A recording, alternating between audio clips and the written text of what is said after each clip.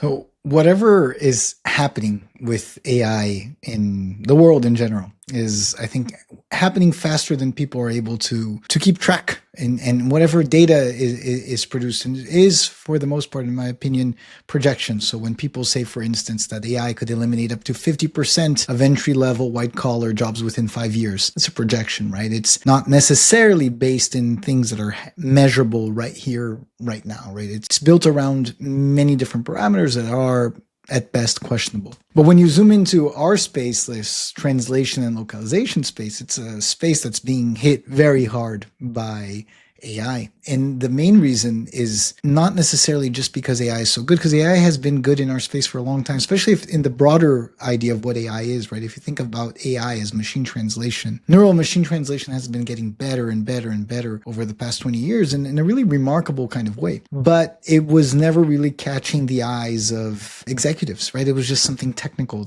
so they left it to the technical people. Now with large language models, not only does it catch the eyes of executives, but it also catches the eyes of other industries that realize, well, I can do something with it. So you see companies like Apple releasing many more aspects of translation as a feature in their products. You see Microsoft doing it. You see Google doing it. So you see other companies realizing that there is an interesting revenue stream for them there. So translation, in my opinion, just rose to a limelight, which is not necessarily a good thing for most people in the industry because they were used to being put in this kind of little comfortable niche. And now it's like all of a sudden translation isn't a niche thing anymore. Translation is a problem that lots of different platforms and tools can solve. So in my opinion, that's the big shift that we're noticing with large language models as far as translation goes. It's not necessarily that large language models are super good, which they are, but they're not necessarily that much better than machine translation, even though they are a little bit better. But more than that, the real shift is in perception, right? The real shift is people all of a sudden, executives running localization programs that spend a few $1,000,000 a year, they're wondering, do we really need to spend that? Why are we spending that? Why do we need so many people running that? So that's a little bit around the scenario, right? The environment. And to make things, in my opinion, like to add to this soup, which is a very complex soup, I think the other thing is the DNA, the ethos of language companies. From what I understand, most language companies have very little tech spine. So most language companies are all about people. They're about account managers. They're all about project managers. There's a lot of just getting things done and translators. You need a ton of translators to get all of these things done, right? So most language companies weren't built around a technology ethos, even though they do leverage a lot of technology. So there's a very big difference, right? One thing is being built around the technological ethos, and that would be, for instance, a company like Google, and using a lot of technology to do things, but not necessarily being a tech company. There's a very big divide there, right? Because when it comes to the level of ingenuity that the day and age requires, just using technology isn't enough, in my opinion. You really need to be able to wield technology. To wield technology, you need to have that tech spine as a company, right? So that makes matters worse. It's hard for companies to pivot. And the other thing that really adds fuel to this fire is that throughout all of these 20 years, as machine translation got better and better, it's my point of view that the processes that anchor these companies didn't get better and better. In fact, I would say for the most part, they've stagnated. So when I talk to most language companies, even huge language companies, maybe they have their own systems and maybe have their own things, but for the most part, number one, they're all built on relational databases. So they're not necessarily built on vector databases. They're not built in a paradigm that's compatible with AI. And yes, they can leverage it in some way, but they're not built in this really modern kind of way. And number two is, even in this relational framework, they don't necessarily have a ton of automation. So they still rely on quite a bit of manual entry. They still rely on quite a bit of exception management. They still rely on quite a bit of human input. And as much as these processes have been somehow streamlined, and, if you go into a relatively tech-enabled language company, yes, maybe they'll be able to, through their own devices, maybe they can automate the cost of a project. Maybe they can automate the placement of that project to a translator. And again, the question is, what is automate, right? Is it automate? Does it mean file in, cost out? Or does automate mean file in, someone pushes a few buttons and then cost out, right? Automate is it's a really loose word. Like, what does it mean to different people? So I think the first lesson here is we need to look under a magnifying glass. What is the meaning of automation when people talk about it, right? And that applies to everything. So when you go from quote to cost, from files to quoting, when you go from project approval to job placement, the details, they make all the difference in the world, right? It's very simple, for instance, to create an automation that when a project gets approved, you send out an email to maybe 30 translators who are eligible for that task. That's one level of automation. The other level of automation is, for instance, having an algorithm that detects that when a job is approved, it's going to somehow inspect the file and it's going to understand what are the linguistic considerations required in those files, do some kind of matchmaking with the different translators that would perform probably a good job at that, look at their history, at the performance history, look at their punctuality history, place that task to a translator who would be taking that task, monitor the development of that task to make sure that it's progressing along nicely and smoothly, acknowledge the receipt of that task once it's complete, and move it on to the next workflow step, right? And to me, that's closer to what I understand as automation. And that's something that I see very little of in the space. I really want to focus on this idea of like things under a magnifying glass, because that's where the richness and at the same time the fallibility of everything that I see in our space resides. So particularly I want to focus on the actual translation process, right?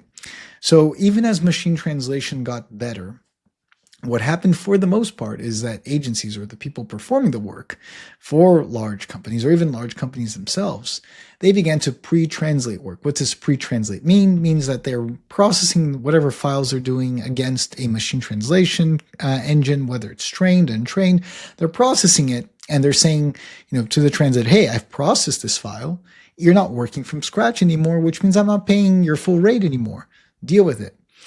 And for the most part, at least for me, if someone sends me a job like that, I'm really not going to have a good time with it. And I have several other videos that detail this, but just a few bullet points of why this is a complex process. Number one, since the file is entirely pre-processed this way, that means that whatever I'm working with isn't learning from me. So if I make a change at the beginning of the file and that change reoccurs, I'm going to have to make that change many, many different times in many different ways throughout the file. That's very frustrating. The other thing that's really frustrating is I'm really relying on my cognitive apparatus to look for potential errors or issues in that file. That's never, at least for me, that's never easy. Sometimes it's actually cognitively, it's easier for me to write a sentence from scratch than it is to nitpick and look around for these minute errors. And what makes things even harder is that because I'm typically paid a reduced rate for this, means I need to move faster, which adds to the stress and makes things even harder. So that's my, very high level critique of this post-editing framework. But again, the problem I want to stress is that very, very little thought, in my opinion, was put into the overall mechanic of this. It was just kind of like, dude, now we have this thing that makes you not work from scratch, which means I'm not paying you full anymore, and deal with it, right? So it's this idea that this price pressure just gets pushed down the supply chain. And that to me is something not just dangerous, it's also very ineffective, because in the end, for a lot of content, we know, even thinking about AI parity, understanding the idea that AI will be as good as a human for legal reasons or even for cultural reasons, we may want people to own the text, right? Not just verify, but own it, right? It's very uncomfortable, the idea that you have all this text and nobody even knows that it's there. So I think we will need textual owners, not just for verification purposes, just from cultural stewardship purposes. And I think that applies. When I say culture, it's not just like culture at large. I mean, the culture of a product, the culture of a company, the culture of something. You need textual owners, in my opinion. I think it's really dangerous if we lose sight of this cultural ownership over things. Anyway, long story short is that you do need people interacting with text, in my opinion, at least for a long time, even for the foreseeable future, even assuming that AI will be at parity with a human being for other reasons. And that's where the problems begin, right? It's, in my opinion, very little of the tooling has been developed around this interaction, around, okay, so now a translator has changed this. What's this worth? They have changed that. What's that worth? Do I pay them per time? Do I pay them per words that are changed? Do I pay them for the full totality of the file? Do I pay them for some combination of this? Do I deduct for errors?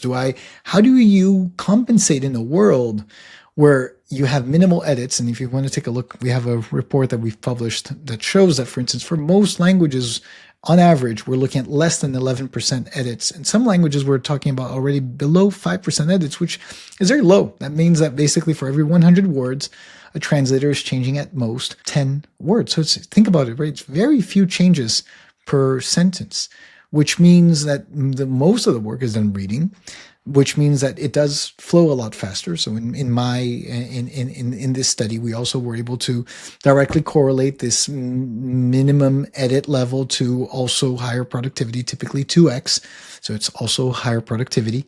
But then how do you arrive at not just the tool that allows them to work in this way, in a productive way, but also a framework that pays for this in a way that makes sense for everybody, right? For the hiring party, for the party that's being paid, and for the party that's in the middle facilitating that. How do you make that happen?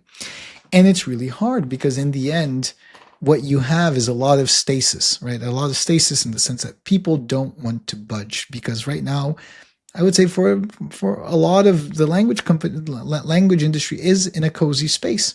Margins are okay. People are making enough money. People can complain and moan, but the fact is that I don't know many people who would raise their hands and say, "Hey, yeah, I'd like to make less. Yeah, sure, give it to me."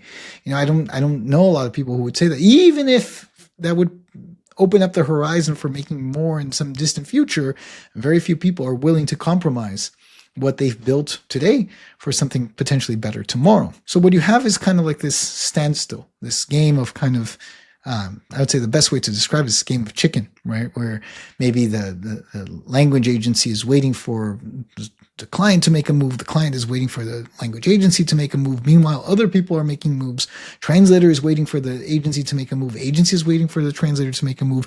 Nobody really wants to, step too much on other people's toes. Nobody wants to rock the boat too much. I think that's the goal of the industry, is to keep things as neat and tidy as possible while all this mess is taking around. So think about it, like a kitchen fight. It's like this, plates are flying everywhere, food is flying everywhere, but there's this group of people that want to pretend like everything is neat, like everything is tidy, like everything is perfect for as long as they can. I think that's the overall agenda. And when you tie that back to this, again, this idea of automation, you cannot have real automation without a lot of change, and a lot of change is really, really painful, because that means that everybody who's being impacted by that change will have to change what they do, right? If you have a project manager that's used to quoting, now maybe all of that time towards quoting, now they're going to have to focus more on understanding data. Maybe you have another one that was used to just placing tasks with translators. Now all that time placing tasks with translators, maybe they're going to focus more on strategic vendor management or quality management or strategic client relationship management. So the jobs, they shift. Maybe they go away entirely. That's also something that does happen. And same thing for the translator, right? Maybe they studied all of their life. Maybe they put in 20 years to devise this like foolproof translation method, and they know exactly where to research what and how to double check things. And they have a network of people that support them, and they've built this thing, and it's incredibly valuable to them. And all of a sudden, it's not anymore what the market wants from them. Now the market wants them to review, to edit, to change things here and there. And it's very easy in this scenario to feel worthless, to feel groundless, to feel futureless, right? And I think overall, in my opinion, that's kind of like the main point of this video, is just to show that when you go back to the basics, when you really focus on the details and you step away from all this fluff, right? All these big words, Gen AI, automation, and augmentation, and I'm by the way, I'm fully guilty of using these words again and again and again. But yeah, once you step away from this fluff and you look at reality, like raw reality, and you look at how you may be working or how others may be working, what the opportunities are, what the potential is, I really do believe there's a lot of potential, just because there's tremendous inefficiency. And I think when we look at inefficiency, this is something that's my particular take on it, is you need to focus from largest to smallest inefficiency. It doesn't work if you're working from smallest inefficiency to largest. And typically the largest ones are going to be the most painful ones because they're going to create the biggest impact.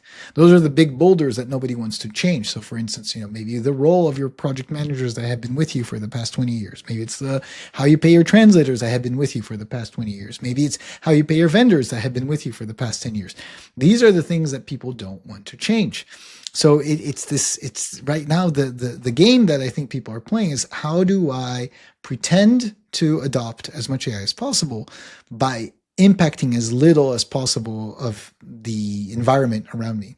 I think that's a very complicated game. I would say a much healthier game to play is, how do I arrive at scenarios that are mutually acceptable, potentially even mutually beneficial, but do impact very significantly the people that are around us, right? How do I, for instance, decide that, yes, maybe I will pay less, for instance, for this project, but I'll be able to send them more projects.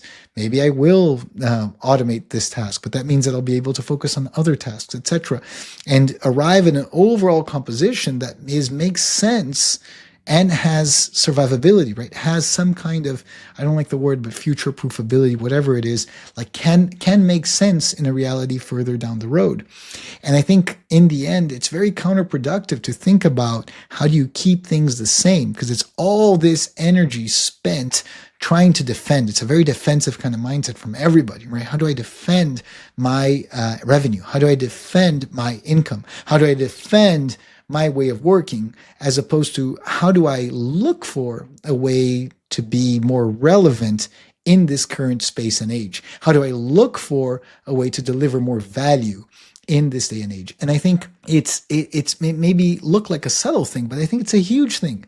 And if you ask me personally, I'm very uncomfortable with all of the change that's taking place. I feel very unsure. I feel, I feel very unsure. And at the same time, I also realize that there's tremendous potential, because there's all this room opening up.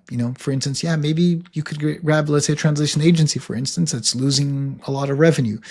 Maybe they could specialize and become a AI verification agency. There's a lot of need for that right now, just verifying AI content and developing, or either having or acquiring the right tools to be able to do that, and looking at things from again, for instance, I don't know many companies that are in language and look at plagiarism. With AI, that becomes a much more important thing. So why not embrace that? Why not become a language verification company?